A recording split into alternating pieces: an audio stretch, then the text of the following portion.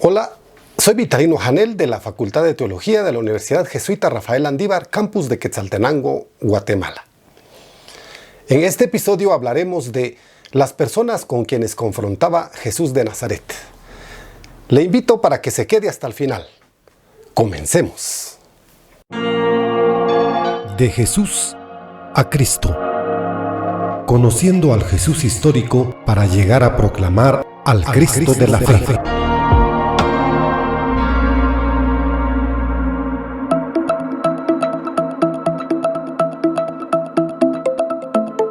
Si se quiere ser fiel y coherente con los datos que la investigación va aportando, la figura de Jesús que va emergiendo choca con cualquier molde preestablecido que se pretenda imponer de antemano, afirma Álvaro Cadavid. Los textos que sirven de fundamentación para el desarrollo de este tema han sido escritos por Juan Stam, Manuel Revueltas Añudo y material del Plan de Formación del Área Teológica Provincia Loyola de Jesuitas Latinoamérica. Una visión de un Jesús siempre amable es muy común, pero tenemos que preguntarnos si realmente corresponde al Jesús del Nuevo Testamento. Todos tenemos una tendencia de visualizar a Jesús en mayor o menor grado a nuestra propia imagen y semejanza, conforme suponemos que debía haber sido y no como era. Según el testimonio de los 4 evangelios, Jesús más de una vez insultaba a sus enemigos. El 4.º evangelio nos relata que dijo a los judíos: ustedes son hijos de su padre el diablo, Juan 8:31-44, que no era exactamente un piropo. A Pedro en una ocasión lo llamó Satanás, Mateo 16:23, Marcos 8:33, o agente de Satanás, que también era insulto. Al rey Herodes le llamó aquella zorra, Lucas 13:32. Y a los escribas y fariseos, ¿con cuántos insultos no los agredía? En un solo discurso mateano, Mateo 23, confrontar 6 del 1 al 3, Jesús los tilda de vanidosos y pretenciosos, hipócritas, repetido 7 veces para mayor énfasis, devoradores de casas de viudas, insensatos, necios, guías ciegos, sepulcros blanqueados, serpientes y generación de víboras. ¡Qué lenguaje más agresivo de este nazareno! Hay una paradoja muy significativa en las relaciones humanas de Jesús. Se pronunció a favor de los pobres, bienaventurados todos los pobres, pero era hostil contra los ricos. ¡Ay de ustedes ricos! Lucas 6:20-24, Mateo 19:23-26, Marcos 12:41, Lucas 16:19, 18:23, 19:8-9. Para los de abajo, publicanos, adúlteras, rameras, pobres, Jesús tenía solo palabras compasivas, de comprensión y perdón, mientras para los de arriba, ricos, fariseos, sacerdotes, escribas, cuesta mucho encontrar palabras que no sean severas y, reconozcámoslo, a menudo insultantes. Una paradoja similar marca la figura de Jesús como príncipe de paz, pero que no había venido a traer paz a la tierra, sino espada. Mateo 10:34. Estamos hasta cierto punto acostumbrados a leer los evangelios como relatos de una predicación apacible y más bien triunfal, que terminan trágicamente con la pasión y muerte, un tanto inexplicables y aún sorprendentes. Sin embargo, esta lectura es reductiva, inducida posiblemente por lo fragmentario y selectivo de nuestro modo de leer. En realidad, Jesús aparece como signo de contradicción ya desde los evangelios de la infancia. En los 2 evangelios de la infancia, Mateo y Lucas, no se oculta, sino que se subraya tanto la marginalidad como la violencia que se hacen presentes en la vida de Jesús desde el principio.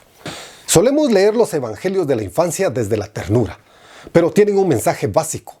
Hay que creer en ese que nace marginado, perseguido por Herodes desde el principio, reconocido solo por pastores y extranjeros, exiliado, que será signo de contradicción, de tal manera que a su madre una espada le atravesará el alma. Cuando deja Nazaret y se dedica a predicar y curar por Galilea, Jesús va a provocar una furiosa reacción. Va a ser discutido, rechazado, perseguido, expulsado de su propio pueblo. Constantemente acechado por fariseos y legistas, acusado de estar loco y endemoniado, y finalmente condenado a muerte por las autoridades religiosas y ejecutadas por las autoridades romanas. Y conociendo como conocemos su trayectoria, nos preguntamos: ¿Qué hay en su actividad y en su enseñanza que pueda provocar tamaña oposición? ¿De dónde procede esta persecución feroz a un hombre cuyas acciones rehúyen la agitación política o social, que es bendecido por el pueblo, por sus curaciones y cuya enseñanza es estrictamente religiosa e invita a una alta perfección moral? Pero aunque nos resulte sorprendente, esos son los hechos. Y antes de abordar los últimos sucesos de su vida, su condena y ejecución, debemos estudiar las raíces de esos hechos, puesto que el desenlace que supone la pasión y muerte no es más que una consecuencia de un proceso que se estaba gestando ya desde los primeros días de la predicación en Galilea. Repasemos las causas de la oposición. Jesús se presenta como novedad. Su primera palabra es convertíos, una invitación al cambio. Él mismo llama a su anuncio buena noticia, algo nuevo y bueno. Parábolas polémicas. Desde su primera predicación las parábolas cuentan con la oposición y son sorprendentes e incluso en algunos casos agresivas. Jesús se presenta con autoridad personal. Oísteis que se dijo a los antiguos, pero yo os digo. Esto admira a la gente y provoca la oposición de los representantes de lo anterior, especialmente de los escribas, legistas, los maestros y doctores de la ley. Jesús contraviene expresamente graves preceptos legales, preceptos sobre la impureza en el trato de personas, toca leprosos, come con gente de mala fama, trata con extranjeros. En el ayuno, ni él ni sus discípulos guardan los preceptos de ayuno estrictamente, como lo hacen los fariseos y los discípulos de Juan Bautista. En el sábado, lo cumple muy laxamente. No tiene inconveniente en hacer curaciones en sábado, incluso sin que se lo pidan. Se llega a decir de él, este hombre no es de Dios porque no guarda el sábado. En el templo, por si lo anterior fuera poco, la actitud de Jesús ante el templo es escandalosa, incluso sacrílega. Nunca aparece en los evangelios que Jesús vaya al templo a hacer sacrificios, ni siquiera a rezar. Va al templo a enseñar, porque ahí se reúne mucha gente y ahí enseñan los rabinos. En resumen, Jesús es considerado peligroso hasta el punto de que va a ser eliminado por todos los personajes importantes, sacerdotes, ancianos, escribas y fariseos. Pero el rechazo a Jesús tiene otros dos componentes muy significativos. El de la gente normal y el de sus propios discípulos. Este rechazo no es violento. Por parte de la gente se trata más bien de progresivo desencanto. Por parte de sus discípulos, de incomprensión. El desencanto de la gente, el mesianismo davídico. El pueblo de Israel espera un Mesías libertador, el Cristo, el ungido por Dios, como los reyes antiguos a los que ungían los profetas. Y Jesús defrauda esa esperanza. Su predicación en las parábolas van en otra línea. Cuando quieren hacerlo rey, se escapa. Continuamente corrige las aspiraciones de poder de los discípulos.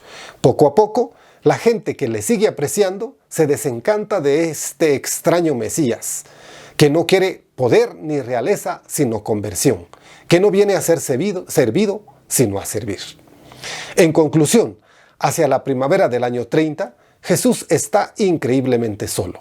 La gente se ha desilusionado, los discípulos apenas entienden, los santos y los sabios de Israel le rechazan y los sacerdotes le ven como un grave peligro. Cuando Jesús se decide a subir a Jerusalén para la Pascua, sabe que le va a costar la vida y que tiene que hacerlo para dar a Israel, al Israel oficial, la última oportunidad. Y sabe que la van a rechazar. Para Manuel Revuelta Sañudo, desde la perspectiva cristiana, suele llamarse enemigos a los grupos judíos que se opusieron a Jesús y su evangelio. Grupo o facción, tendencia, partido, dice de los fariseos el historiador judío Flavio Josefo. Y el libro de los Hechos. Partido y secta en el mismo contexto. Hechos 23, 9, 26, 5. No hay denominación común específica. Entre los enemigos de Jesús menciona a los escribas, que eran los doctores e intérpretes de la ley entre los hebreos, a los saduceos inmovilistas, a los esenios radicales, a los fariseos centrados y a los celotas.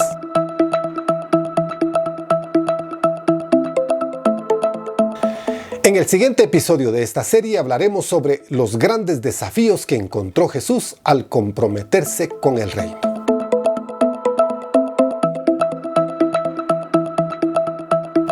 Muchas gracias por su atención y no olvide que debemos conocer al Jesús histórico para llegar a proclamar al Cristo de la fe con razón, sin fanatismos ni fundamentalismos. Hasta el próximo episodio. De Jesús a Cristo. Conociendo al Jesús histórico para llegar a proclamar al Cristo de la fe.